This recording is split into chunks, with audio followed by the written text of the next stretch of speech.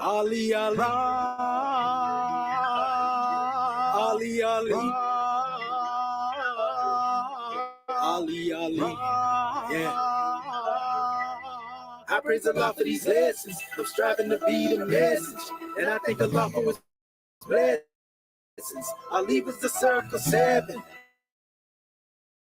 I praise Allah for these lessons. I'm striving to be the message, and I thank Allah for His blessings. Ali was the circle 7. I praise Allah for these lessons. I'm striving to be the message, and I thank Allah for His blessings. Ali was the circle 7. I praise Allah for these lessons. I'm striving to be the message. Thank the blessings. I'm trying to break lessons. I'm striving to be the message, and I thank Allah for His blessings. Ali was the circle 7.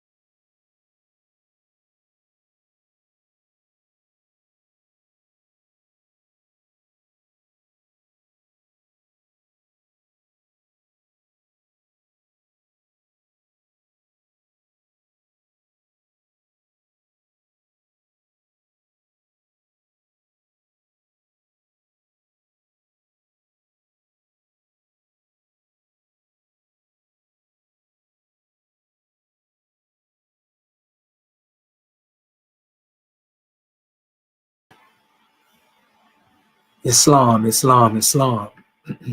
Islam, Moorish America, on a rise upon the seventh, within the unbroken circle of justice, mercy, love, and right, and give all praises to the great God, Allah, Father God, Allah, and honors to his holy prophet, honors to our holy prophet, Noble Drew Ali, El Hajj Sharif Abdul Ali, that is. We give honors to our Moorish kin once again, here, there, and everywhere, and therefore honors to all of you who are continuously honoring yourselves by being yourselves. We give honors to our Grand National Seal. We give honors to our Grand National Emblem, National Flag, Divine Constitution and bylaws, and honors to all of you who are indeed a living manifestation and personification of everything that our Holy Prophet brought to exhume us as a nation.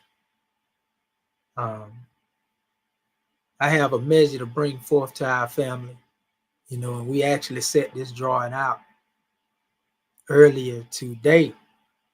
And this is going to be one of the more powerful measures to be brought forth for those who are able to tune in.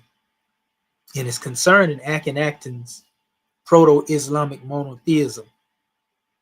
The Aten, had an Allah connection. And this is something that you don't want to miss. Be sure, to hit the like, share, and subscribe if you haven't already. And also, make sure you really pay attention to what I'm getting ready to present to you, because this is a very important measure to bring forward to our family, to give them some back history concerning Akhenaten and the importance of his connection as it relates to Islam. This is very important. I will say this just to begin. Akhenaten is most definitely, without any question, he was the proto-Muhammad of his time, meaning that he was teaching about the oneness of the Creator, just as Muhammad came to teach about the oneness of the Creator, in the Muslims' time. Not only that, but there's some striking connections here. They're going to basically remove all doubt. And even in relation to dealing with the Proto-Allah glyph, as it relates to deity, we have a powerful measure to bring forth in relation to that as well. So make sure you share this video if you haven't already. Get it to the people.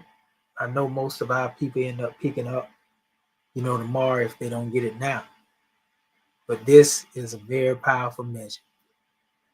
And as you notice, going across the bottom of the screen in my banner, it states, Allah the One now speaks to man, the human family of nations through Ali the Son, who was and is and evermore will be. But let me go ahead and get into this, because I don't plan on being here that long. But I definitely plan on being strong in relation to dealing with this special drawing. So, this presentation is brought to you by the Egyptian Adeptus Research Sultanate Session. Again, I'm your host instructor, Dr. Shahid Imani Mohadi Shabazel. And my ancient community name being the same as Dr. Shedabum Mintio Mohajid Shepsuel. And so you already know what we do, you know how we do.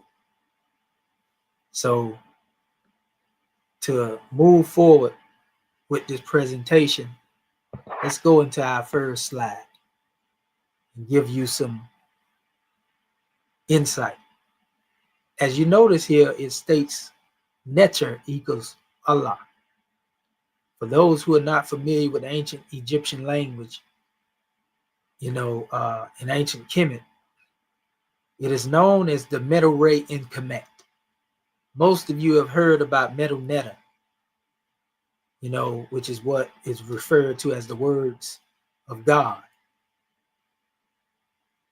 Medu-Ray in Kemet is the actual language of the ancient Egyptian people. And so what you are looking at are glyphs, and these particular glyphs are from the hieratic language. That's what Medu-Ray in Kemet is often called, hieratic, not to be confused with hieroglyphs. Often we have taught you, if you looked at any of my videos in the past, I spoke about how hieratic was reverse engineered pretty much from the actual hieratic letters as you see them here. And they were reverse engineered into these pictorials by the Europeans. Now,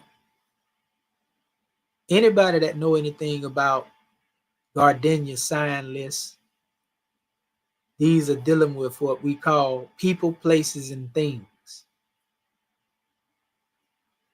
This is not dealing with an alphabet. These are dealing with people, places, and things. So often you will see what is referred to in reference to dealing with words. In this particular word, which is also referred to as a ligature as well, this particular ligature here is the expression for a word known as Kenti. We're going to get into that. That's Khenty, Kenti, right? We're going to get into the definition of this in a minute. Notice that this is coming out of the dynasty of Akhenaten. Now, the European reverse engineered this ligature, or this hieratic glyph. They basically reverse engineered it into these three vessels here. But this is the true actual ligature, or what we call, sometime a triliteral, because, this is dealing with three letters, so to speak. But nevertheless, and that the three letters, well, this is actually dealing with, like I said, three letters. But we'll get into it in a minute. But Neter means God in ancient Kemet. And if you add a W or U, they say gods. But the root for both Neteru and Neter is NTR. So we're dealing with the aspect of God. So in other words, if we were to transliterate this as it is, then we see the NTR. But when you translate this Neter, is said to be an expression for God. We're going to get into that because this is Neter down here. If we come down here and notice that all of this is coming out of the 18th dynasty of Akhenaten, around that time, Amenhotep the fourth Akhenaten, right? So here's another drawing. This is actually a symbol that looks similar, but it actually is a different symbol. The one you see above ended here. This is actually another symbol, and this is dealing with the 18th dynasty as well. And we see again 18th dynasty, Amenhotep the fourth, which is Akhenaten. Same individual, the same one that you see featured here. Where the Aten disc, they are giving up offerings to the Aten disc, so to speak. Him and his consort and his seed. So here is the actual measure for Neter. This is three flags. Some people like to call them axes, but they're really flags. And they all go back to, the one flag that is known as Neter. So this is the expression for Neter and Neteru. And notice these are temple furnishings, emblems and standards, wands, symbols. That's what they put there. So if you notice the similarity between both of the ligatures here, they look very familiar. And you see here, I actually showed the Allah glyph 3 times just to show you different styles of them writing. Look at them in comparison to the ancient Kemetic symbols, the Keti, and the Neter and Neteru glyph. Pay attention, because this is the actual language of the Egyptians. So we can see a close comparison of this symbol, as it relates to these different versions to express Allah. Now, this is just one. So what I do after I gather my evidence, I always compile and bring it back so that you all can get it. Now, this is the language that came after hieratic, which is known as Demotic. And I've gave a lot of back history on this particular measure. And I showed, that the Allah glyph was also found in the Demotic text, which is known as Sekhet Insha. That's the Kemetic expression of it. So we can see the Allah glyph was present there. And this is actually where, Proto-Arabic derives from. We know that, according to the doctrines of biblical teaching, they say Ishmael was the father or the great-grandfather of the Arabs. We know his mother was Egyptian and Abraham himself was Cushite. So we see the Afro-Asiatic, as they would call it, connection as it will relate to the language. There are so many words that I can point out now. I'm talking about from Muhammad, Allah, Ikra, read. We can find these same names in Hebrew, so to speak. And this is because of the connection, just like Shalom and Salam is both peace. Jerusalem,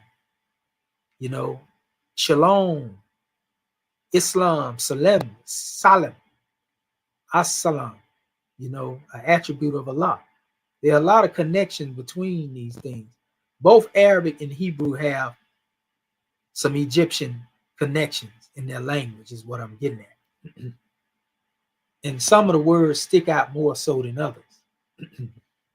I actually showed our people here the Allah glyph in this relic concerning the jet pillars and what would normally be an expression of Ta. This is a God man standing between the pillars, but this is the Allah glyph.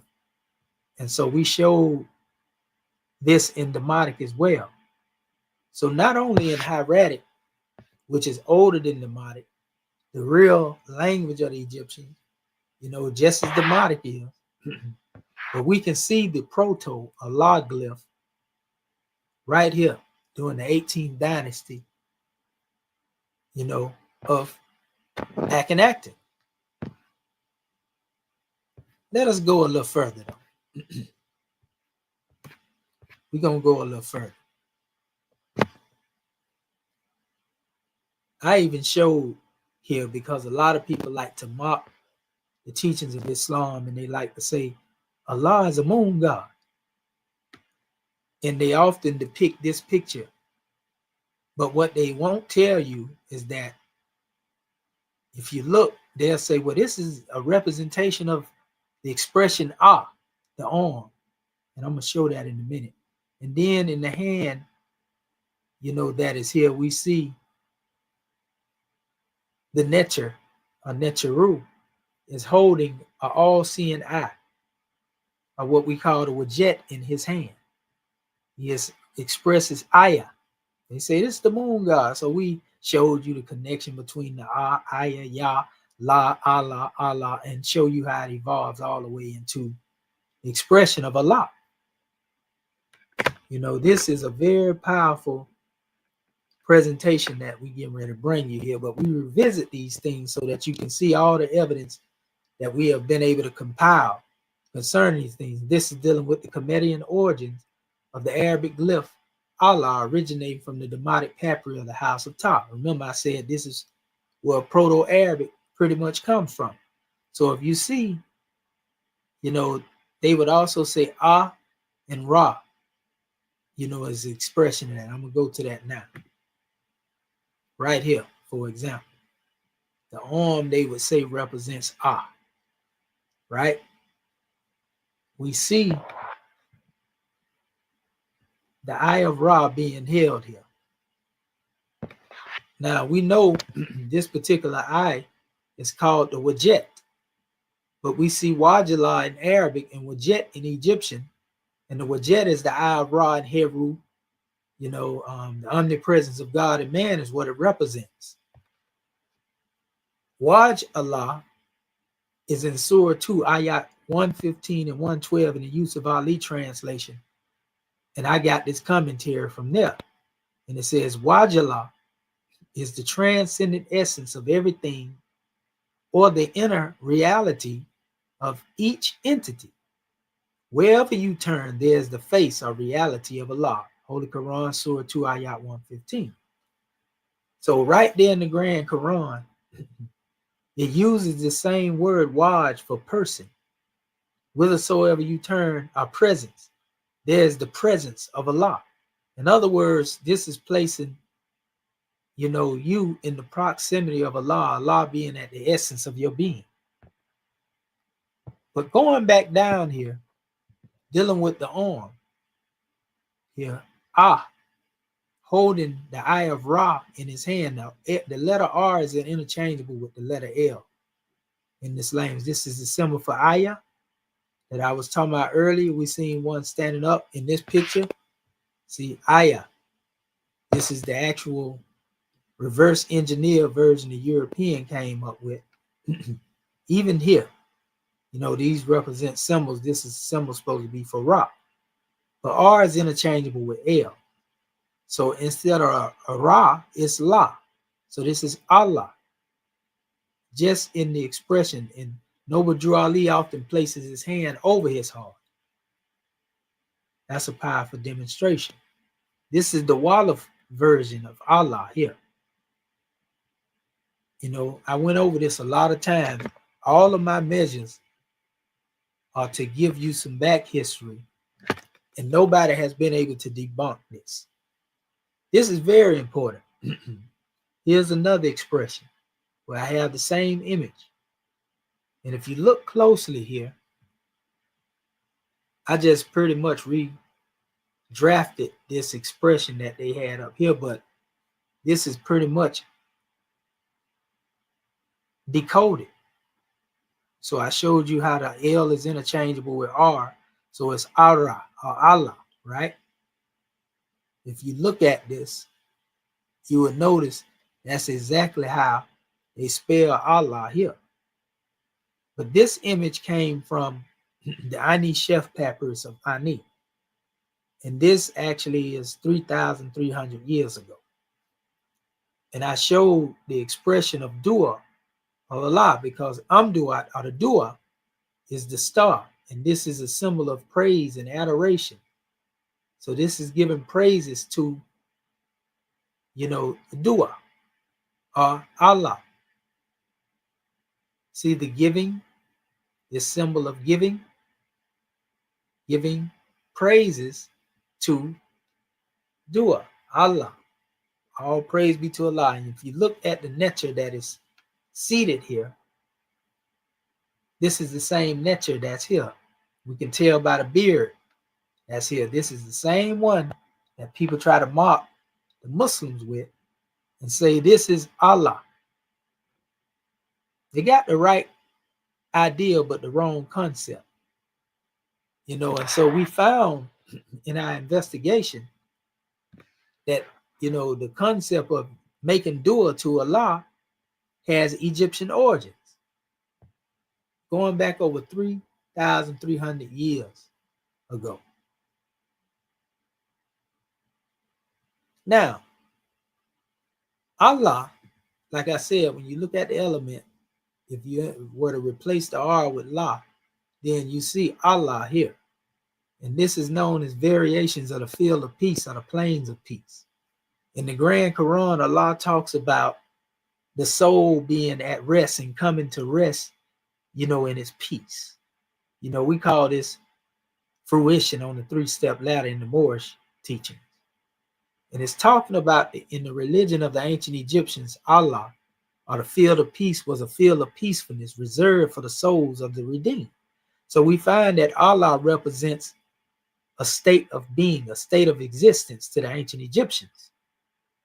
And it was located in, as they say, one of the four sections of Amenti. A lot of people don't know Amenti represents the afterlife. A lot of our people don't know they also refer to Amenti as the West. So we are in the furthest West. So I guess that we are already in the afterlife, whether we know it or not. How were we living before we were brought to the West? And then you get a good concept of what it means to be in the afterlife. But anyway, it says in the underworld, similar to the Elysian fields in Greek mythology, here the god Horus dwelled, waiting the time for this return to the earth when he would reestablish the ring of the gods and restore the world to its original glory. So Heru is said to be waiting in the Kemetic heaven of Allah, as Jesus is being taught of being waiting in the heavens to come back in Christianity. So we can actually say that was really, the proto doctrine, of Christendom, that was actually already being demonstrated in ancient Kemet. So again, here's another spelling of Alu, which are the variations of Alu or Aru. See the R being interchangeable with L? It says, according to the ancient Egyptian legend known as the destruction of mankind, which was first discovered in the tomb of Seti the first, the god Ra, tired of ruling over disobedient people of the earth, retired to the sky where he created for himself a place to dwell and rule over. After dealing with so many hard-headed, stiff-necked, rebellious people, Ra is said to create a place for himself to dwell. He went into exile. He exiled himself away from the world. It says there he created a great field of rest. Again, that's Allah. You see? A great field of growing crops. A field of Allah. The book of the dead describes. It says that upon the death of the human body, this is the location of the newly formed soul. And it is here they will spend their time harvesting divine crops. The field is surrounded by a wall of iron, which has many doors. It is traversed by a river, barely grows to the height of 7 cubits. Alu has also been compared to the Elysian field of Greek mythology, meaning the people in Greek mythology come up with the Elysian fields of paradise. They really got it from, the Allah concept. So the true concept of Allah represents a state of being. Praises be to Allah has a grand degree, going back to Kemet. So now we done showed you a couple of measures here showing you the presence of the name Allah in Kemet, basically. There's another measure here where we say, well, what is the symbol of Islam? The olive tree. The only reason I put this here, and you've seen this before, I showed you how Ra is the root, that actually goes back to the concept of Nur, which is the light. This is very important that you hear this, because Islamically, we have been told that Allah is the light of the heavens and the earth. This is going to be very important moving forward into what I'm getting ready to bring forth in relation to dealing with Akhenaten. And you should already have a hint on that, because Akhenaten symbol was the solar disk. A sun is nothing more than a star.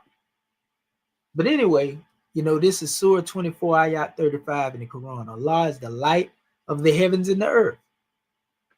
Well, what are the heavens?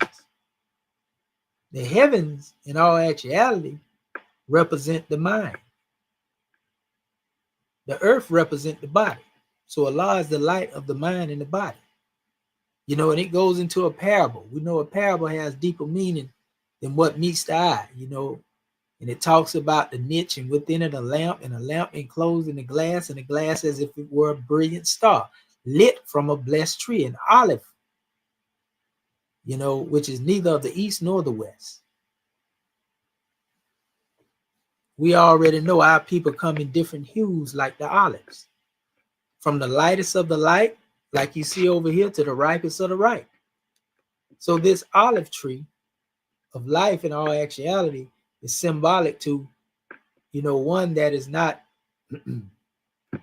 limited to the east or the west, as it has to do with direction. And you definitely can't limit Allah to that. But we just told you that wherever you turn, you know, Allah is present. So it says Allah, it says neither of the east nor the west, it says, whose oil is well nigh luminous. Fire scarcely touch it, it barely touch it. Light upon light. Allah doeth guide whom he will to his light. And Allah doeth set forth parables for men. Allah doeth know all things. Lit is such a light in houses which Allah hath permitted to be raised to honor. This is the spiritual light. For celebration in them of his name, in them he is glorified in the mornings and the evenings, again and again. This is cyclic worship, praises to Allah. You know, if you go into the Arabic, we find, you know, Muhammad once stated, exalted his ray above all that in which they associate to him, in one of his hadiths. Exalted his ray. What is Muhammad doing mentioning the name Ray? Ray, or Ra, is a representation of, you know, the solar deity. There's a spiritual meaning behind this. There are a lot of Sufi relics that deal with the sun, al-Shams, so to speak. That's a whole nother measure, but, you know, we can see the breakdown in the symbology as it relates to, you know, Alif, Lam, Lam, Alif, Ha.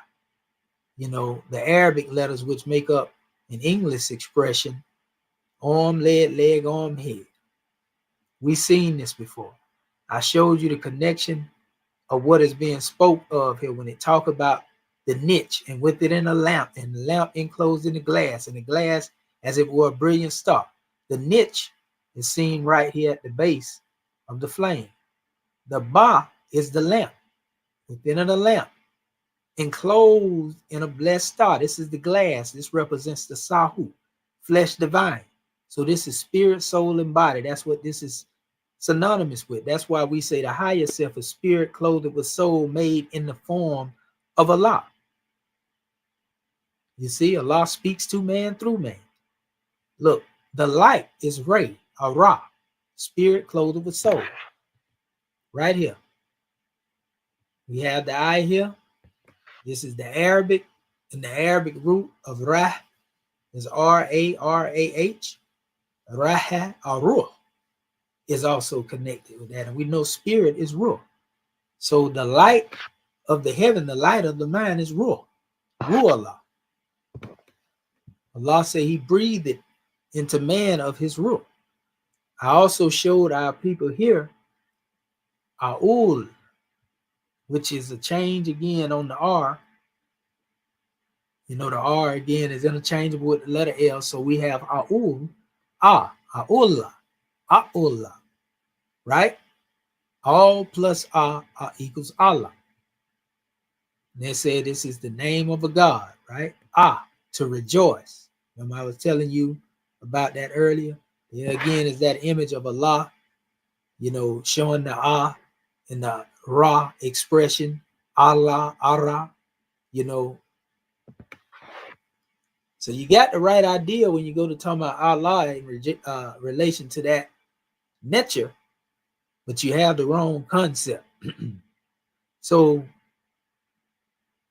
going further, because all of this is just pretty much compiled evidence, and it's leading up into my thesis. I'm showing you how many times the name Allah being used in ways that have to do with the inner being, or light, spirit, and so forth and so on, are connected to ancient Kemet.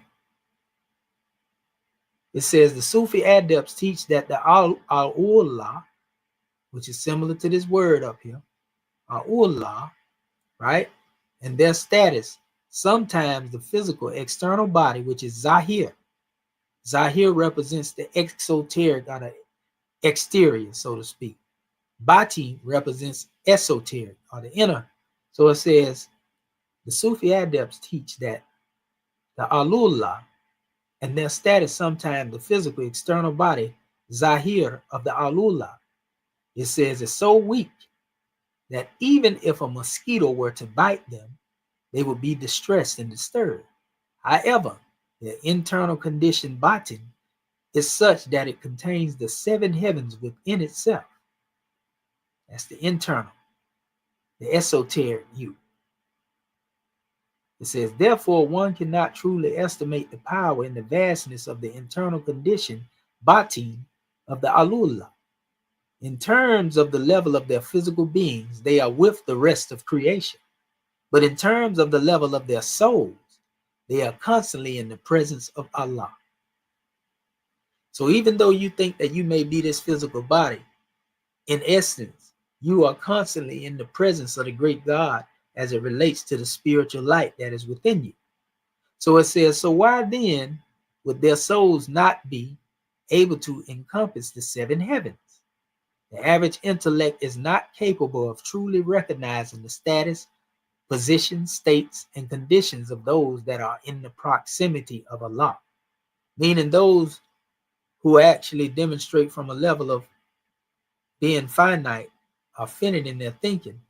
They can't comprehend that which is infinite. They can't comprehend when they look at you, of you being in the proximity of Allah. They look at you as just the average Joe Blow, and so forth and so on. So they said again, Ar-Ur is the name of a God. So, I went down here and showed how, again, they got a reverse engineered R and the reverse engineered, R here and L. And you see that they're interchangeable. The lion, and this is the R, W, Aru, a roll. That's the L. You can hear the L in connection to the R. So this is why I'm showing you R is interchangeable with the letter L. And then you go over here, you see Alu. As we talked about that garden earlier, we showed it to you. Allah, the field of peace, Alu. Same thing. This is Ta. There's even a connection of Ta. Alawata Allah. Alawata Allah. Ta. Right? Which is the creator. So they tell you that again, Aru, Alu is the name of a celestial city, the god of the field of reeds. We told you Ra went into the field of reeds, or Allah, Alu. So I showed you the sound shifting between all of these particular words here. See how the L, was brought forth from the R here, Alu. See how the L is brought forth from the R here? Here, R and self, Aru. And it's the same here. When you understand linguistics, you'll get it. So now that leads me into another expression that's very important. We showed you these glyphs earlier, these ligatures. This one here is the one for Kinti. This is the one for Netter. So this is Kint, Kinti, Netter. This is actual phrase here. Now let's see what these things mean. Remember, this is the reverse engineered vessels, and this is the reverse engineered 3 expressions of the flags, which represent the Netcheru coming from Netcher. So it states hieroglyphic examples of divine titles. Kinti Netcheru, which means foremost of the gods. Why is this very important for us to get a drawing on? We're going to see the expression of the foremost of the gods and what this has to do with the breakdown on Aten, Ahad, and Allah. This title, formed by writing Kinti as above, followed by the word for gods, Again, that's Kinti Neteru, the foremost of the gods.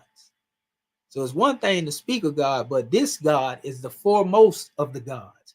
Who was using this expression, foremost of the gods? It designates a deity as supreme among all gods. Sound familiar, don't it? It wasn't the name of a specific god, but a prestigious epithet applied in different contexts to elevate a god's rank. That means that they would use this term Kinti to elevate whatever deity it was that they were worshiping above all other deities. And this is how Kinti Neteru became used by Akhenaten when he replaced, the concept of worship, dealing with the worship of one God. He viewed Aten as the foremost of the gods. He viewed him not as anthropomorphic, of being a man. He viewed him not as the sun disk itself, but the sun was a symbolic representation, for Aten. And this was all, pretty much fair. You can see the Aten disk here. I got a couple of them here. So this is very important. There was a concept that was taught in ancient Kemet, Kinti Neteru, dealing with the foremost of the gods. Let me make sure everything is being done right too, and that there are those who are looking, okay, and they can hear me. Okay, so to give example of what I'm saying, let me go back here. They give common examples of the divine epithets with Kent. So the Egyptian Kent, Kemet, Amentu. This is the furthermost of the westerners, and this was associated with Asa. So Asa is being referred to as pretty much the supreme deity here. Then you have the term that I just told you, Kinti Neteru, the foremost of the gods, and they use this, where during the time before Akhenaten, Amun was referred to, Ata, or Ra, they were all referred to in this particular expression. And this is not strange because Amun is a term that segues over into the Arabic as well. This is what the Amen, or the Iman, faith and all that come from. Ta, remember I said Alawa Ta'ala, Ra. We just showed you the connection of Ara, Allah. But anyway, this is the foremost of the gods. When they use that term Kinti Neteru, then you have Kinti Tep Ail, which is the foremost of the eastern hill horizon. This is Ra. This is the title. Kinti Se Neche. And this is foremost in the divine booth. Priests or sacred animals, they were given these particular titles. So this Kinti measure used. Here's another one. And we just went over that. Kinti Sitnecha, which is foremost of the god.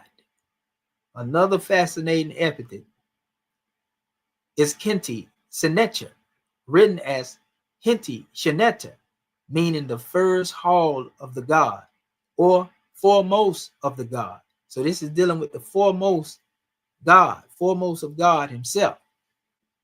So this concept is a concept that, was remanufactured when Akhenaten got it, because he was saying, well, Aten is the supreme deity and he has no partners.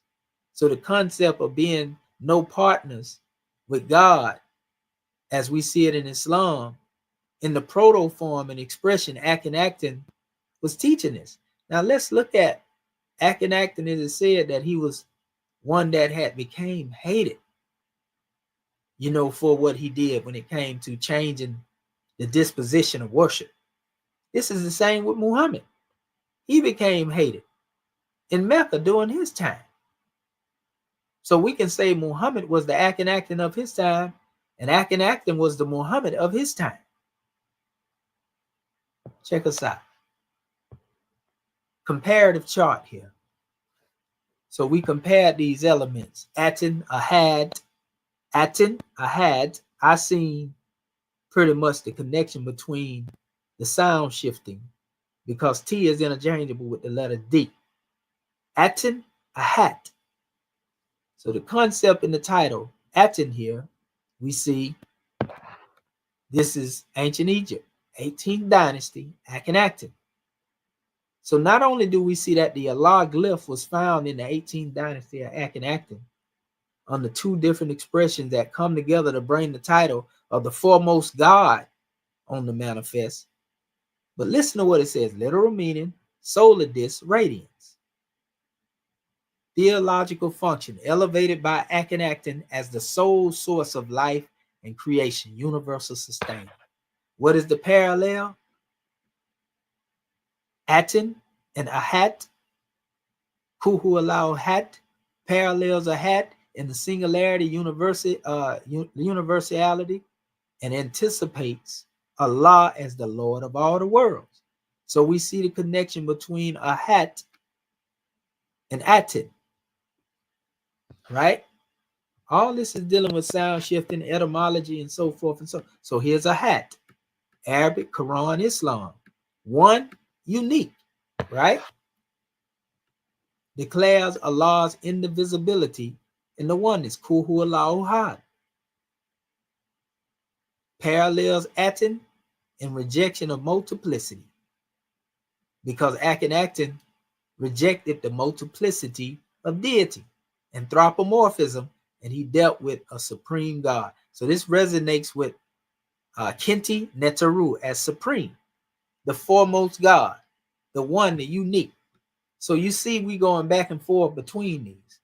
Then we had Allah, dealing with Arabic and Islam, the God, and then they have Al-Ilah, Allah, and it says the absolute transcendent God of Islam, beyond form, indivisible, Lord of all the worlds.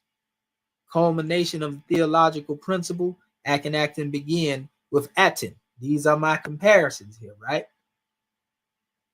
You can't make this stuff up. So then it goes back to the statement, Kenti Neteru. Ancient Egyptian general usage means foremost of the God. You can't see a difference when we make this comparison. Is not Allah considered the foremost of the gods when they say He is La ilaha illallah, there is no God but Allah? So we can see how Kenti Neteru is a term that foreshadows the Kalima Shahada. Title applied to deity as supreme above all others within a polytheistic framework. Conceptual precursor to Aten's singularity and Allah's supreme sovereignty. Come on, man. If you don't believe, that Akhenaten had that intent, listen. This is going into the thesis. In my research, the 18th dynasty, Akhenatic monotheism as a proto form of the concept of Allah. The religious reforms of Pharaoh Akhenaten during Egypt's 18th dynasty represent one of the earliest recorded attempts to elevate a single divine principle above the traditional polytheistic framework. By exalting Aten, the solar disk, Akhenaten displaced a multitude of deities with a universal and singular source of life. This transformation may be understood in the light of the ancient Egyptian title Kenti Neteru, foremost of the gods, a designation that positioned a deity as supreme above all others, foreshadowing the later Abrahamic conception of the divine oneness. Linguistically, a profound continuity emerges between Egyptian Aten and the Arabic Ahad. Like I said, I seen the connection between the two, and I came up with the comparison between Aten and Hat, which means one. Both terms emphasize the singularity and indivisibility of the divine, with Aten functioning as the sole source of existence in Akhenaten's theology. Ahad enshrined in the Quranic declaration of monotheism, Kuhu Allahu Hat, this phonetic conceptual similarity underscores a deeper Afro-Asiatic linguistic and theological stream that links ancient Egyptian religious thought with Semitic expressions of divine unity. You often hear them say, "Hear, O Israel, the Lord our God is one," in the Piscean records of the Bible, right? It says, thus, Akhenaten's theological revolution should not be dismissed as an isolated hearsay, but rather seen as a precursor to later monotheistic traditions. His elevation of Aten as the supreme principle reflects the same spiritual impulse later codified in the Islamic understanding of Allah as Ahad, the one, Aten, Ahad, right? Both traditions reject divine multiplicity and emphasize the ultimate sovereignty of a single transcendent source. Transcendent source, right? In this sense, Akhenaten's monotheism anticipates the Abrahamic emphasis on unity, positioning the 18th dynasty as a crucial pivot in humanity's evolving conception of divinity. By uniting Kinti Neteru, Aten, and Ahad, we uncover a continuous theological thread, the recognition of the one supreme above all gods, the absolute reality behind creation, and the eternal truth later enshrined in Islam's declaration of Tawheed. So Tawheed, was actually being taught in the Proto expression by Akhenaten during his time. Some people try to use the term henotheism, a worship of one God while acknowledging others. This was no different than worshiping the great God and acknowledging his attributes. That's the real aspect of what henotheism entails. But it says Akhenaten's, and you can see I have a sun here with the name Allah, and we see the attributes, of Allah around it. But then you can see here a slight silhouette of the sun, the Aten disk, and people paying homage, and we can see the different rays coming from it with hands at the end, keys. Akhenaten's 18th dynasty monotheism and its resonance with the concept Allah. The reign of Pharaoh Akhenaten in Egypt's 18th dynasty, which is around 1353 to 1336 BCE, and its state marks one of history's earliest and most radical experiments in monotheism. Rejecting the polytheistic pantheon of Amun, Osiris, Ptah, and others, Akhenaten elevated the Aten, the solar disk, to the status of sole divine principle. While often regarded as an anomaly or hearsay, his reform may be instead be understood as a proto-form of the later Abrahamic monotheisms.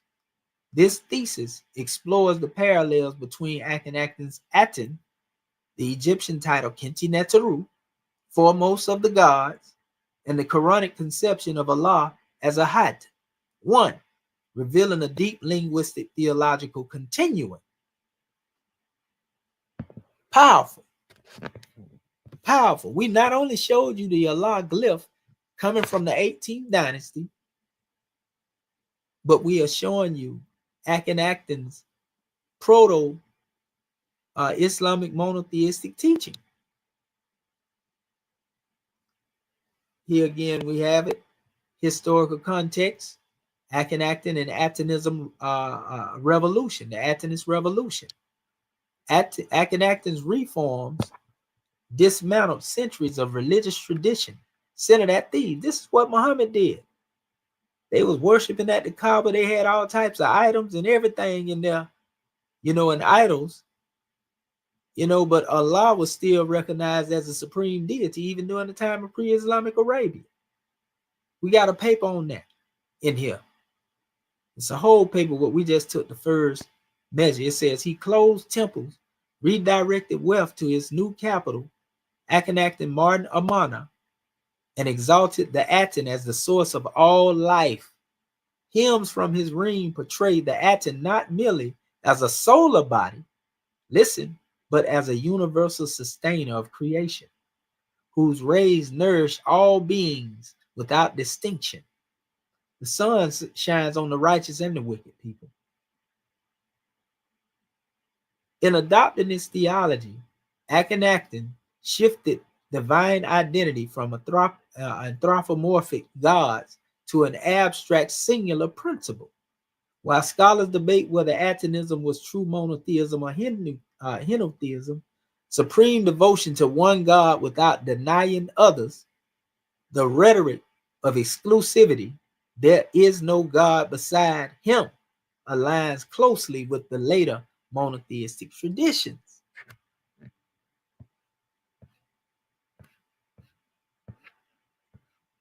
The title, Kenti Neteru, foremost of the gods, the epithet Kenti Neteru, was applied in Egyptian religious texts to deities elevated as supreme among their peers. It functioned as a theological tool to establish hierarchy in a polytheistic context. By applying a similar principle to Aten, Akhenaten universalized that title. Aten was not simply foremost, but singular beyond comparison. Come on now. If that ain't Islamic monotheism, then what is? Kenti Neteru. Why haven't those who claim to be Egyptologists told you this? Some of them will tell you they didn't believe in a singular God in Kemet.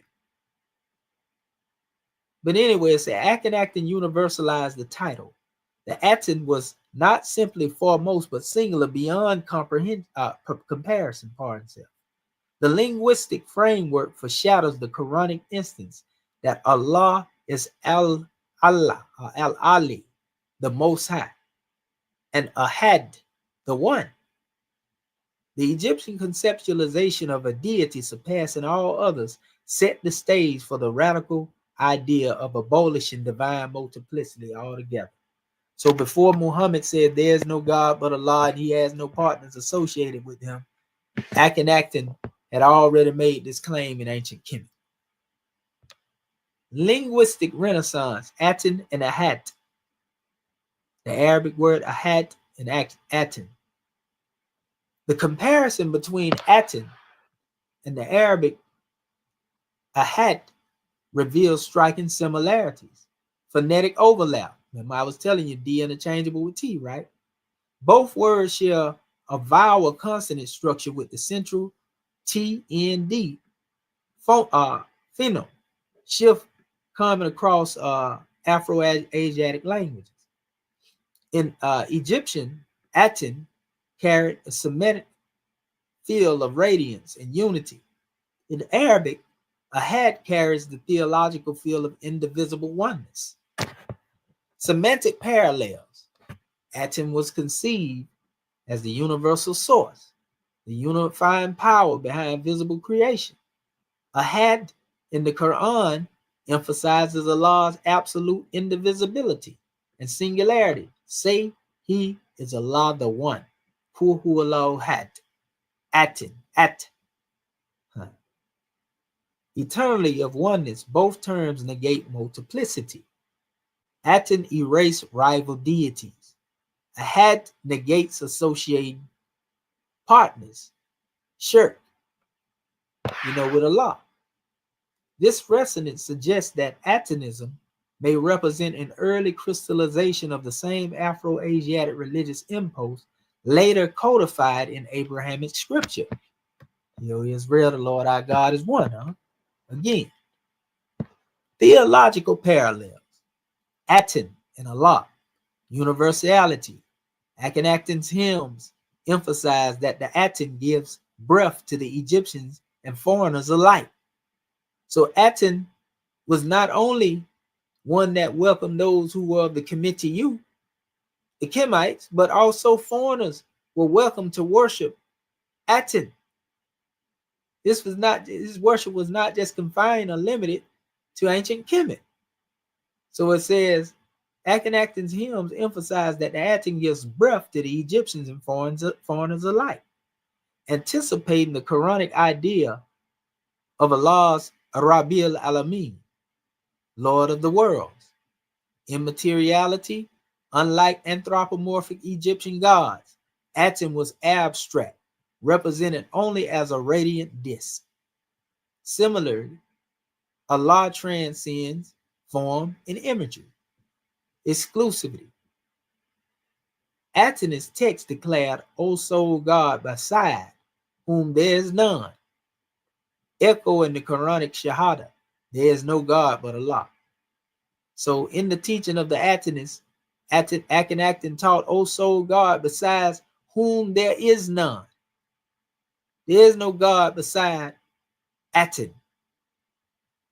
We're not talking about the sun, we're talking about deity, spiritual deity now. So we have observations, and this is supposed to be Akhenaten right here, pardon self. Shifted Egyptian religion from polytheism toward universal source. Khenti Neteru reflects the Egyptian hierarchical supremacy idea, which Akhenaten radicalized into absolute supremacy. Ahad codifies indivisible oneness in Arabic, conceptually similar to Akhenaten's declaration about Aten. Allah is Al-Ahad, the one, represents the full theological maturity of this impulse, a universal, transcendent, invisible God. You often see, the hands that are reaching down from the Adonist, and I say, well, the hand is symbolic to the mind. So the various masterminds that came throughout the climbing time, they all received their light from the Atendis. They all received their universality and message from one divine son of light. That's what the Atendis represents, a divine son. Allah is the light of the heavens and the earth. Khenti Neteru, the foremost of the gods. So Akhenaten was definitely on to something. Conclusion: Akhenaten's Atenism was not a historical dead end, but a pivotal stage in humanity's search for divine unity. By elevating Aten through the framework of Khenti Neteru and rejecting multiplicity, Akhenaten anticipated the theological trajectory that culminated in the Abrahamic insistence on the one God. The linguistic and conceptual parallels between Aten and Ahad suggests that the Egyptian experiment with divine oneness resonates across millennia, finding its mature expression in the Quranic revelation of Allah as Al-Ahad, an attribute dealing with the oneness. In this sense, Akhenaten may be seen not as a heretic, but as a precursor, a pharaoh whose theological vision foreshadowed Islam's central proclamation of divine unity. Who can deny that? Even in his name, the connection between Akhenaten's name, we can see the Akhenti in there, Aten, Khenti. By renaming himself Akhenaten, the king positions Aten as the foremost Khenti deity above all others, the foremost god. His name functioned like a verbal proclamation of Aten's supremacy, echoing the role that Khenti played in the divine epithets of earlier gods. Just as Osiris was called Khenti Amentiu, chief of the West, Aten through Akhenaten became Khenti Neteru, in practice, foremost of the gods. So we see Akhenaten's name. Originally, he was Amenhotep IV, and it means effective for Aten, or living spirit of Aten. His name emphasized devotion to the Aten, the solar disk, rather than the older Theban god Amun. In the teachings of Islam, and I was telling you about that paper that I had, this is actually a thesis that was submitted to the faculty of the graduates of study, in partial fulfillment of the requirement for the degree of Master of Arts. And this is by Najama Sayuti. And this is dealing with a paper that was written on the concept of Allah as the highest God in pre-Islamic Arabia. And this was due to studies of pre-Islamic Arabic religious poetry before Muhammad's birth. You know, when they were worshiping Allah and they had respect for Allah, even during that time, the pagans did. Before Muhammad received his revelation in the Quran, it says, in terms of religious life, the Arabs held for the most part pagan beliefs, but not to the extent that many assume, since they also believed in a supreme God named Allah, the creator and sustainer of the universe, as suggested by the Quran, Surah 29, 61, 63 ayats. If you ask them, who is it that has created the heavens and the earth, and they quote the Quran, and subjected the sun and the moon, they will surely reply, God. How then can they turn away from him? If you ask them, who is it that sends water from the sky, thus resurrects the earth after its death, they will certainly reply, God. Say praise then be to God, but most of them are senseless. When they felt the urge to make a vow or invocation, they seldom referred to their various gods or goddesses. Instead, they called more often upon Allah as their witness. This is in pagan Arabia now. For example, Imru al-Qais, about 500 to 540 AD, has a woman swear on several occasions. And she, his lover, said, I swear by Allah that you have no way of attaining what you desire, even if I see allurement appear from you. So yeah, it's a whole paper on this, family. You know, but Allah, even among pagan Arabia, you know, still, this is pre-Islamic Arabic poetry. And it's a whole book on this, but I just wanted to use this portion to show you that the concept of Allah as the highest God was there even during the time of pagan Arabia. Now, you often hear me say that our school of thought here in the Moorish American government is Sebagatala. You know, this word Sebagatala, you know, is where it speaks in the Quran when it says we take on the baptism of Allah. You know, they use sometimes the hue of Allah, the color of Allah. We know Allah doesn't literally have melanin to have color, but the color represents his code of law. We have been immersed in the divine wisdom. This is the teaching and way of the ancient Sabians, the way of Sebagatala. You know, and so in this particular word, Sebagat, it means to dye, to color, to baptize, to immerse. Like I said, you heard me use that term hue, assume, the attribute, mode, or mature code of law and religion. This is what we saying when we follow the path of Sibigatala. And they call it Sibigatun. See Atun in there? Sibigatun. This is Arabic now. Come on, we can't make this stuff up, family. I'm just showing you the etymological connections and how all this stuff represents the law. And this is the same way they codified the concept of Kinti Neteru, the foremost God. You know, so Sibigatun, you know, which means die religion. We take on the religion, the nature of Allah. We take on the attributes of Allah. This is what our school of thought is based upon. We take on the attributes of love, truth, peace, freedom, and justice, which are synonymous with arm, leg, arm, head, Allah. In the Holy Quran, Surah 2, Ayat 138, the attributes of God and his code of law is called Sibaga. This is God's law. So nothing wrong with Malati Ibrahim, a Dini al-Islam, the Deen of Islam, religion of Islam, you know, the way of Abraham. Nothing wrong with that. But we chose as our way of life in the Moorish concept, Sibagatala, Sibigatun, the code of law that is God's code of law, adopting and trying to live by his attributes. If Allah, you know, wants to express his attributes, he expresses his attributes through us. If he send love to someone, then love has to come through us. You know, he send truth, truth come through us, peace come through us, freedom come through us. This is the concept of Sebagatala. This is why I say this is our school of thought. It was the school of thought of the ancient Sabians. You have to immerse yourself in the divine wisdom. So it says this word has been adopted as a hint to Christians that the baptism of water does not affect any change in a person. It is takluk bi akhlaq Allah, That is the adoption of God's attributes and broad principle of faith bring about the real change in the mind and character. It is through this baptism the new birth takes place. You see what I'm saying? So they also have over here, sabah.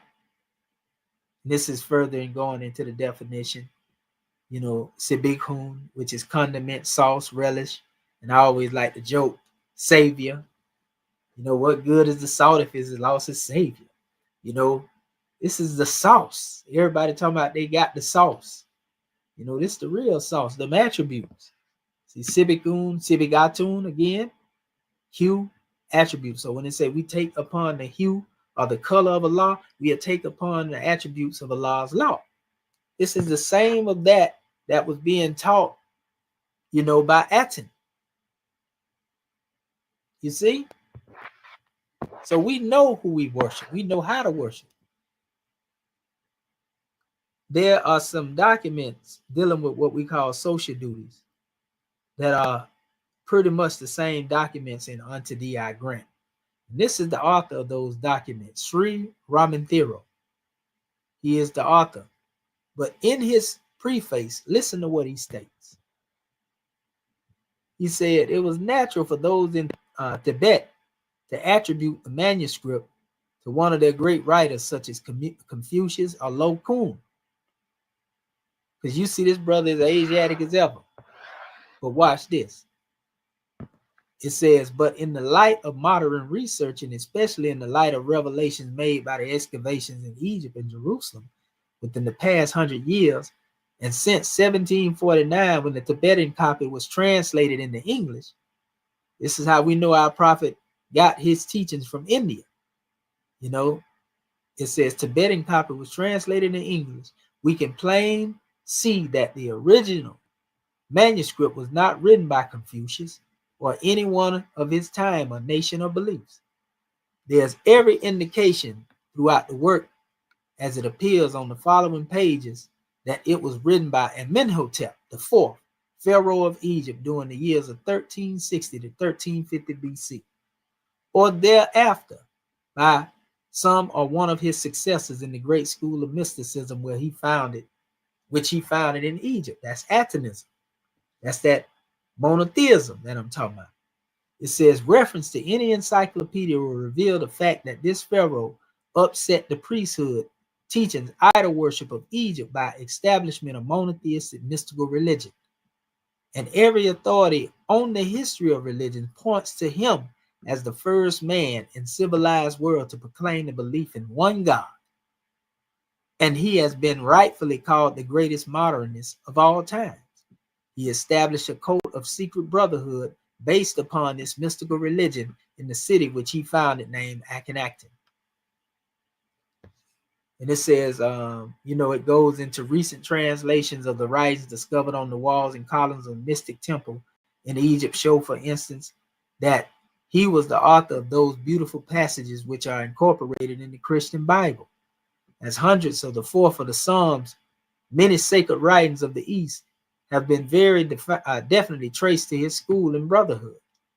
Copies of the teachings and doctrine used in Egypt at that time undoubtedly reached Jerusalem and other parts of the world through the exodus of the Jews, and many proofs have been found to show that the high mystical teachings of this Pharaoh of Egypt and his followers were the foundation of such cults and schools, it says, as the Essenes, to which Master Jesus belonged, and which later evolved into a fraternity known as the Brethren of the Rosy Cross, or the Rosicrucians, referred to by Lord Bulwer Lytton in his book Zanoni, and many others who have given time to such research, including Sir Francis Bacon, who at one time was chief executive of the Order of the Rosicrucians through the continent of Europe.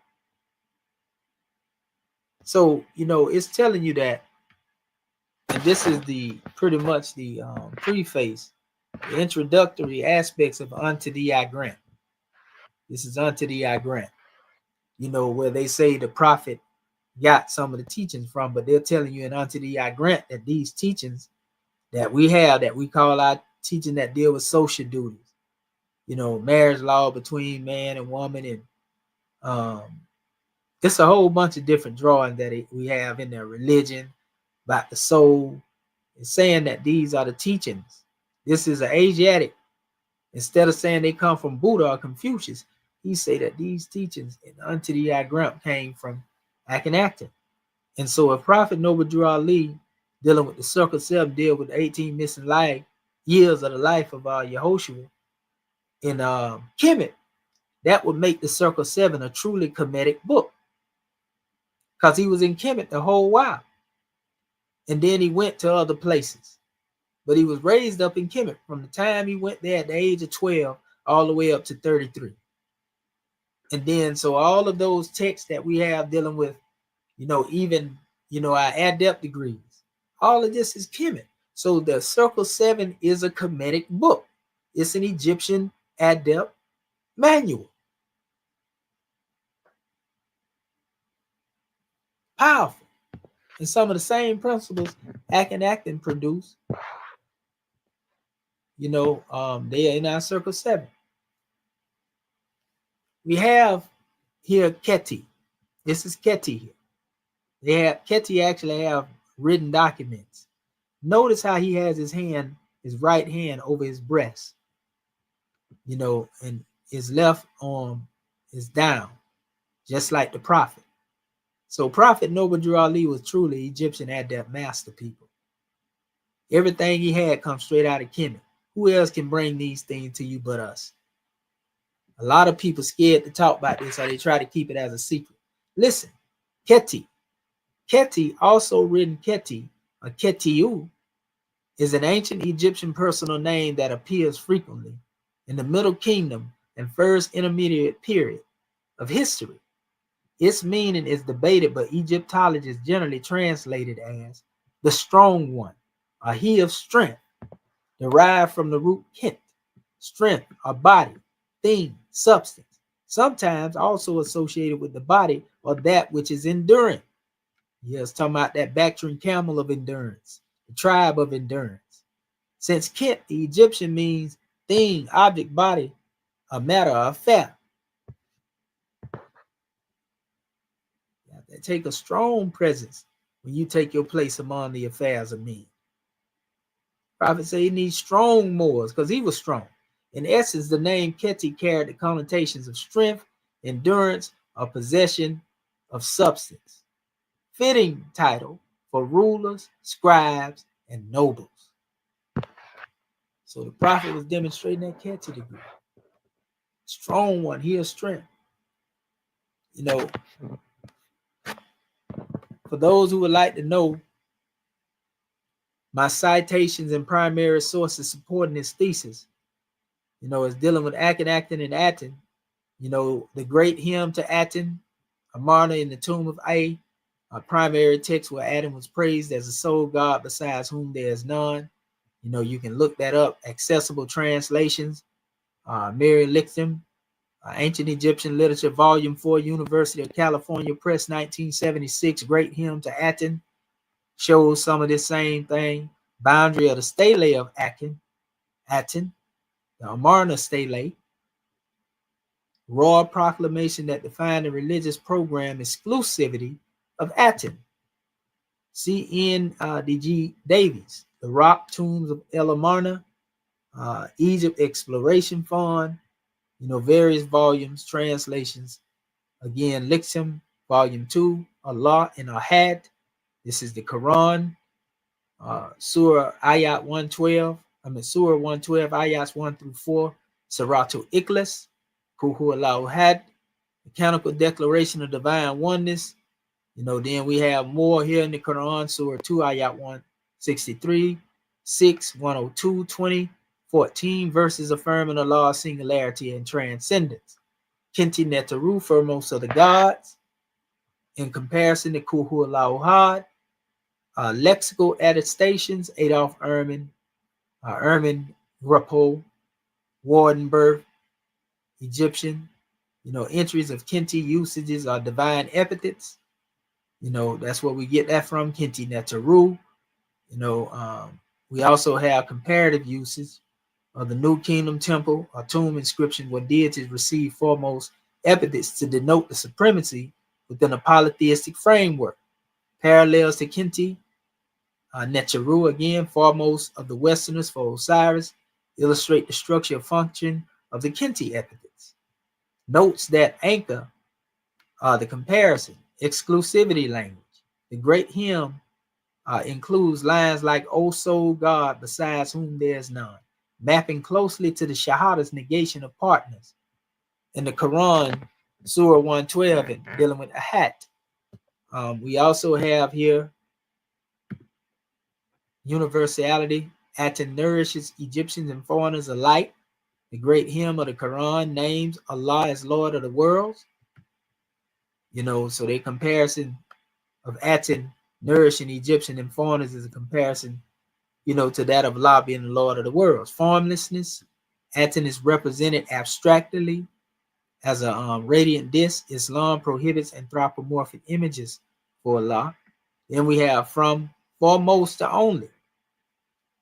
The Egyptian epithets such as Kinti Neteru encode the hierarchical supremacy, and Akhenaten radicalizes this into exclusive supremacy of Aten, aligning conceptually with Tawheed.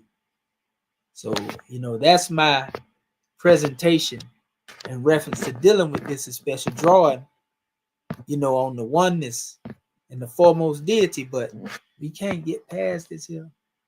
When you see that the Allah glyph is clearly taken from the hieratic. Before this was Arabic, it already existed in hieratic Egyptian all the way back to the 18th dynasty. I actually have sources that say it goes back to the 5th dynasty. That's one of the oldest dynasties. That's the old kingdom. So Neter equals Allah. And now you see why I say that, by putting all of this up here. So anybody that tell you that Islam didn't inherit anything from Kemet, that there's no relation between the teaching, they don't know Kemet. And a lot of it is dealing with bigotry, hatred, and they are pretty much racist and prejudiced against Muslims. And so they wouldn't want you to see this, but we're going to give you the truth. We're going to give you the truth, family.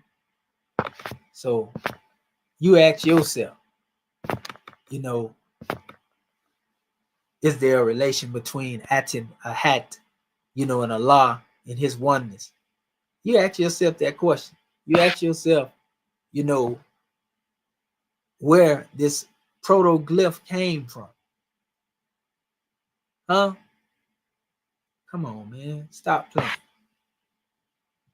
So let me stop this right here, sharing this real quick. And just give honor to our family. So, and now I'm gonna show you something, right? This person right here in here saying you can't read properly, you pronounce every other word wrong. If you hear me, when I pronounce a particular word in a way, I went back and repronounced the word. So evidently I knew how to pronounce the word. But we ain't finna go back and forth with that. Did you get anything out of the message? Did you learn anything? That's what we want to know. So we already know that we have enemies that come in the page just to try to find something to have a problem with. You see what I'm saying? But we here trying to teach people unity. And if your mind is hell bent on division, this ain't the place for you. You see? I don't mind you being here, but act like you got some sense or some class about yourself. You see? So what I'm going to do, just in case it may be somebody that want to come in here, you can come in here. I'll let you come in here. But you ain't going to come in here cussing and all that there. We don't do that on my channel. But and I'll let you speak, even if you got a disagreement. But you're going to have something up here to prove what it is you saying. You can't just come up here and just run your beat just to be running your beat, to try to get one off. If you come in here, you got to have some proof. Other than that, you can come in here and give, your dissertation. I asked some questions about this measure. I gave you citations. I showed you where I got this demonstration from. And that's what it is. Let me drop this link down in here. Since we got everybody want to come in, come on up in here. And I ain't gonna internet bully you neither. I'm gonna hear you out. So we're gonna give our family a chance. Anybody out there that's sitting out there that want to come in here, and have a little dialogue, we can do that. But we're gonna have a mature dialogue. Ain't gonna be none of that going back and forth, hooping and hollering and all, none of that there. We don't do that over here. But even if you just want to come up and, give your measure, all is well. So there you go. That's your link right there. Other than that, if nobody come up in here, then I'm finna get ready to get off of here. And then I'll be back again with another measure. So like I said, in the title and the subject matter dealing with Akhenaten's Proto-Islamic Monotheism. The Aten, Ahad, and Allah connection. I just demonstrated that. All right now. Let me grab me something to drink real quick. If you're trying to get in here, now's the time to come in, family.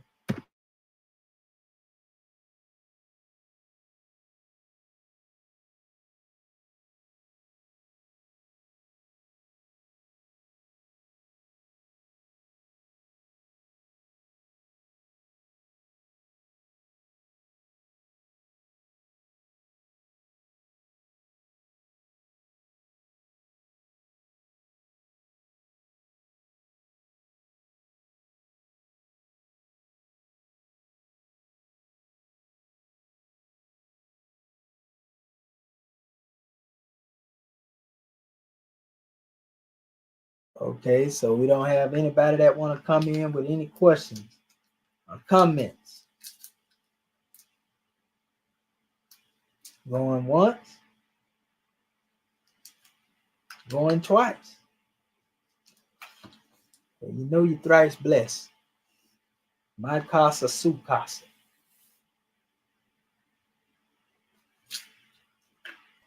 So I'm gonna just give honors to y'all who came out to listen to this particular presentation here. And be sure to hit that share, like, and subscribe. Let the world know that we got the truth over here. I'm giving y'all keys, man, that people try to hide from y'all. In their little secret circles and secret societies. And a lot of our people don't even know it. This is the real definition in certain cases of casting my pearl before swine.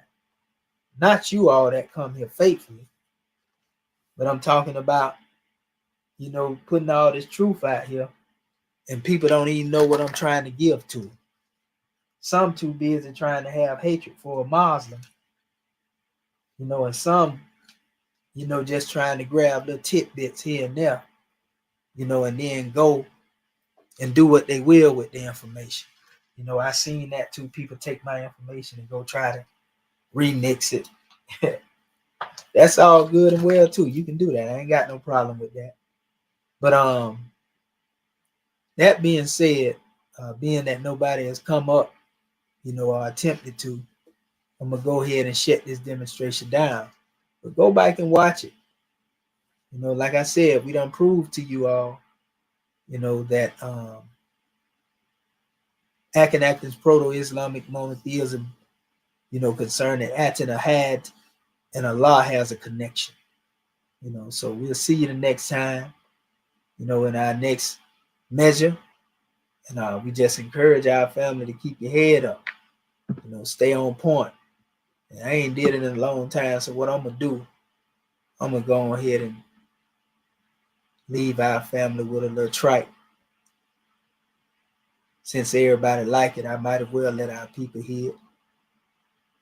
Okay, so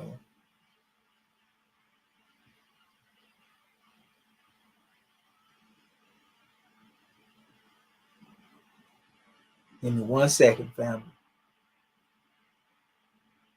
Okay, there you go, right there.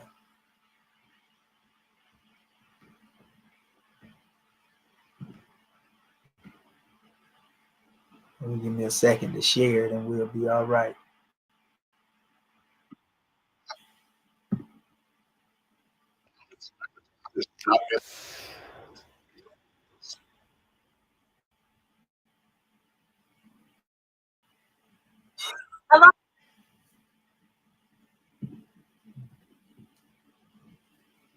We got all these commercials. Yeah. Okay, here we go. So let me leave this right here with y'all.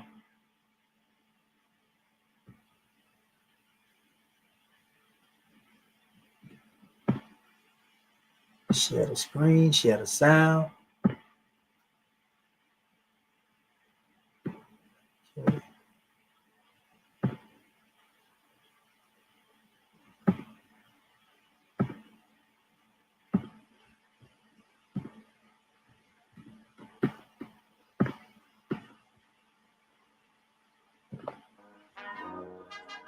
Yeah. True Mahafa, AGS Damari. Y'all know what time it is. Place your bets.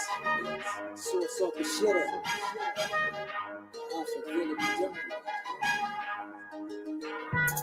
Debate Coliseum, you pseudo sideline. Yeah, I got plenty motion. You blind, lead the blind. I'm in the HOK, sourced up and ready. I got the drop on every op. Yeah, who wanna test me? Debate Coliseum, you pseudo sideline. Yeah, I got plenty motion. You blind, lead the blind. I'm in the HOK, sourced up and ready. I got the drop on every op. Yeah, who wanna test? Stepping with a cane and top had to match. A Lord of Ice, supreme ruler, that's right in his app. Double or nothing, 2 for 1. That's how I'm coming. Do the math and do the knowledge. I'm March 100.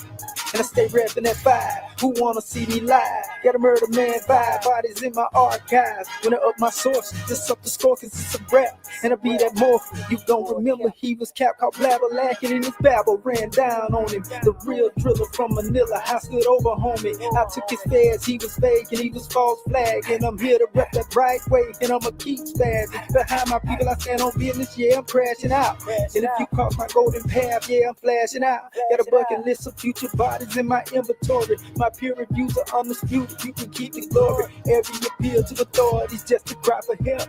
And intellectual cowards, they die 1,000 deaths. Who really want it with me? I stay ready. Round for round, got 100 slides. Who wanna test me?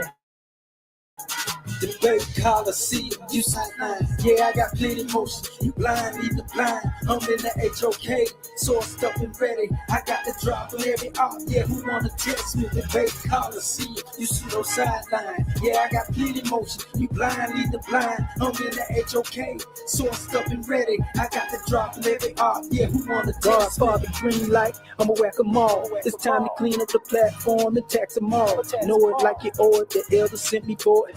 Retaliation is a must and Akhenat's bogus. It's pseudo killer be killed when I'm in the battlefield. They say steel, sharp and steel, my real isn't real. Yeah, it's that simmer talk, and I'm ready to drill. Train to go and fully equipped to break that Roman seal. Grinding the powder can get power to the masses. If it's smoke, then it's smoke, I'ma get axed. Tell them come with it. Done did it, we split it, they can all get it. I got 7 deadly venom, been sick with it. I can behead them in public and still get acquitted. I put in work on house niggas and tell them I hit them. I'm that runaway slave they wanna capture. I took the whip from his hand and punished master. He's just another widow son of a bastard. I wage war on infidels and call them Kafirs. It's Sarnetta, give me that card in your chapter. Knowledge is power, test mine, and I'ma smash it. Coliseum, you pseudo sideline. Yeah, I got plenty motion. You blind, lead the blind. I'm in the HOK, sourced up and ready. I got the drop on every op. Yeah, who wanna test me? Debate Coliseum, you pseudo sideline. Yeah, I got plenty motion. You blind, lead the blind. I'm in the HOK, sourced up and ready. I got the drop on every op. Yeah, who wanna test me?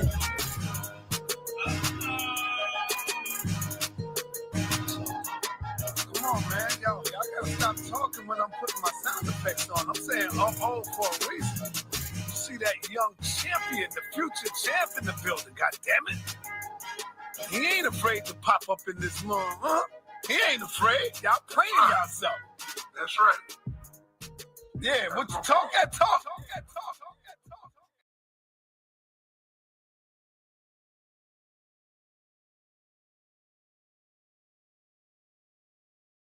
Yeah, peace and love, family.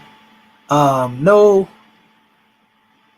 if you just came in, you might have missed, the presentation, but it ain't really long, hour and 30 minutes, hour 20 minutes or whatever. So you gonna love it, man. Go back and check it out. We actually was talking about Akhenaten's Proto-Islamic monotheism. Aten, the had and the Allah connection. So we ran down a good little bit, and it's gonna be very powerful. I got some citations in there, so that people can go do their own research.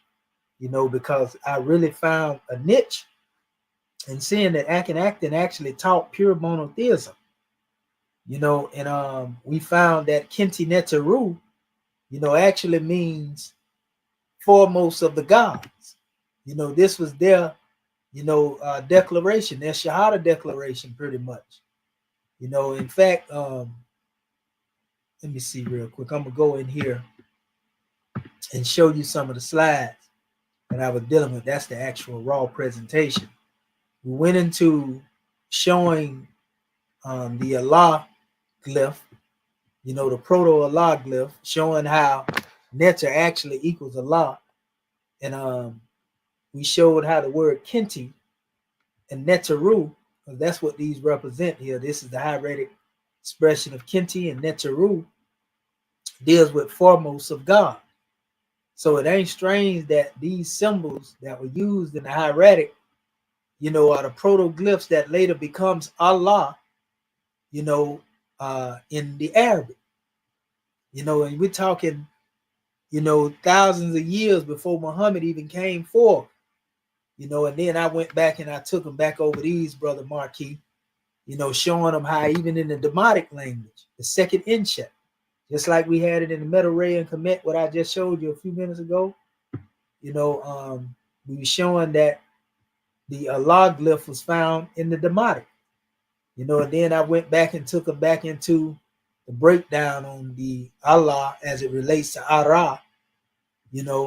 I showed them how to do Allah, goes back to 3,300 years ago in the Ani-Shef papyri, the concept of giving dua to Allah. And I was just showing them that, metaphysically speaking, give with the hand to give, from Allah, dealing with praise, dua, the dua, praise, all praise be to Allah, do Allah, the dua of Allah. So I showed that. I showed how they try to talk about the as being a represented here, like they had an arm here. And they say, well, this represents right? And I was saying, well, if we see that, then we see the Ra there. That's Ra, Allah, right there. That's the Ra in his hand. It ain't strange that the prophet, like I say, put his hand over his heart, and we even showed that down there. Prophet Noble Ali did that. So I was showing them pretty much the Kemetic connection. Allah is the light of the heavens and the earth. And I made mention to that in relation to dealing with the concept of the Aten disc. Allah being the light of the heavens and the earth, the Aten disc. We broke down the comparative chart dealing with Aten, the word Aten and Ahat, as it relates to dealing with the oneness of Allah, and through etymology. And but the main statement in here that is key is Kinti Neteru. Kinti Neteru, right here. The foremost of the gods. This is what was a representation that designated, the deity as the supreme among all gods. It put him above all. So this is what Akhenaten did. He placed Aten, not as an idol. He placed Aten at the heights of worship, so to speak, the highest deity to be worshipped. I went into this paper that I showed before dealing with pre-Islamic Arabia, showing the concept of Allah as the highest God, even before Muhammad even had the Quran revealed to him. I went into the term Sebagatullah and showing how Sabiq Atun, where you take on the laws of Allah and his attributes. See the word Atun there, Sabiq Atun. I was telling them this is our school of thought. And then I closed it out with showing them Prophet Noble Ali, in relation to describe Keti, and Keti represents, it means strong one, he of strength, one that endures. But you can see Keti has his hand over his heart like the prophet has his hand over his heart. So I'm showing our Kemetic connection. Then I went into unto thee I grant as well to show them that, Akhenaten was said to be the author of unto thee I grant as well. So yeah, it's a real powerful message. I also showed the connection of Akhenaten's name in relation to Kenti Neteru, and teaching the doctrine of Kenti. Kenti Neteru for most of the gods is, again, just like saying Allah is the Lord of all the worlds. Aten and Ahat, so yeah, we made those comparisons. So you'll see it when you go back through that, brother. I actually dropped the link to get some family to come up in here, but nobody came. That's all good and well too. So we just shedding it down now. So all is well. Give honors to the people that showed up. Yamid El Hamid Gamma Bay. We give honors to you, Born Dog, Noble Brian L, and this S brother talking about you can't read properly. I've been reading for years, brother. Trust me. How you think I come up with this information? If I couldn't read, I couldn't comprehend it. But anyway, yeah, so we give honors to you as well, brother Marquise. Check it out though. And y'all make sure y'all share the video. So that being said, Shimo Tepu, Unqua Jet Sanel, life, health, and prosperity be upon you all. Kinti Neteru. We give praises, dua, to the foremost of the gods. You see? So they can't lie to you now. We know that the word nature, as a representation, represent the God. We see the Allah glyph, in all of the languages of ancient Kemet. I have more than that. I just didn't put it in there. So I mean, hey, if somebody in denial after that right there, they just in denial. You see, even on SAR platform, we was given the title the HOK GO. So the greatest of all time. That's an honor coming from that brother. In our last presentation dealing with Allah, we had our brothers, saying Allahu Akbar. Because we done proved more than one occasion, that we can back up what we saying. So praise be to Allah. We're going to always have primary source material. We cite them. So we got all our citations at the bottom of the paperwork as well. So, for those who want to do their own research. So peace and love and law. We'll see you in the next session.